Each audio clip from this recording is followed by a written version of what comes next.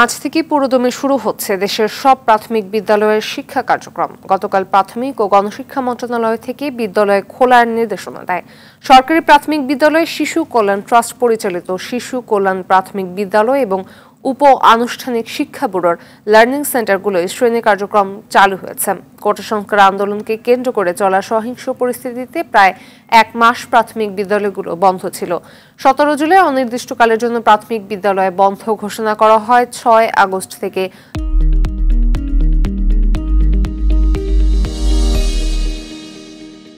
স্কুলগুলো খুলে দেওয়ার নির্দেশ দেওয়া হলেও নিরাপত্তাজনিত কারণে শিক্ষার্থীদের উপস্থিতি তেমন ছিল না। অন্তর্বর্তীকালীন সরকারের প্রাথমিক ও গণশিক্ষা মন্ত্রণালয়ের দায়িত্ব পেয়েছেন ডাক্তার বিধান রঞ্জন রায়।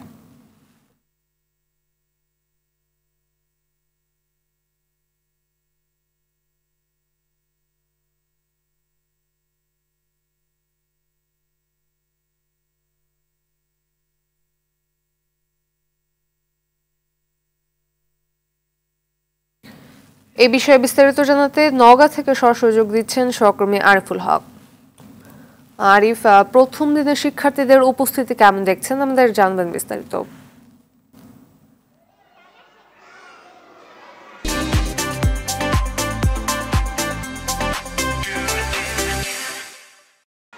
ধন্যবাদ ফাতেমা। আপনি যেমনটা জানাচ্ছিলেন যে দেশের কোনো অভ্যুত্থানের পর কিন্তু আজ থেকে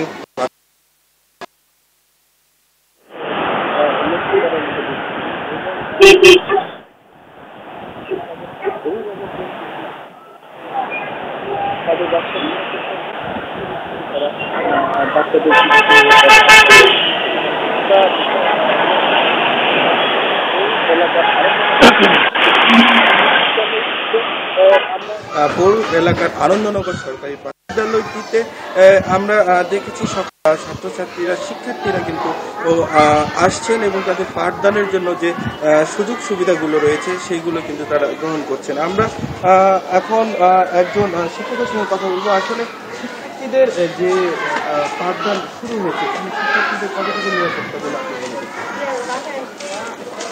আমরা গত 6 তারিখ থেকে গত 6 তারিখ থেকে আমাদের বিদ্যালয় খোলা ছিল। তখন উপস্থিতি ছিল কম, শিক্ষার্থী উপস্থিতি ছিল কম। বর্তমানে এটা পুরাদমে স্কুলে কার্যক্রম চালু আছে, পাঠদান কার্যক্রম চালু আছে এবং নির্ভয়ে ছাত্রছাত্রীরা আসছে এবং তাদের কোনো ভয়ভীতি নেই। পূর্বের মতোই আমাদের শিক্ষা কার্যক্রম চলছে।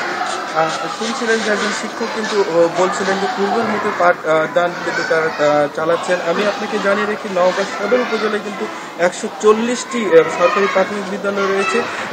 শিক্ষা অফিসারের সঙ্গে কথা বলেছি, তিনি জানিয়েছেন জেলার সকল শিক্ষা প্রতিষ্ঠানে কিন্তু আজ সকাল 10টা থেকে পাঠদান কার্যক্রম পুরোদমে চালু করার নির্দেশনা দেওয়া হয়েছে। তো ফাতিমা, এই ছিল নওগাঁ থেকে আমার কাছে প্রাথমিক শিক্ষা নিয়ে সর্বশেষ।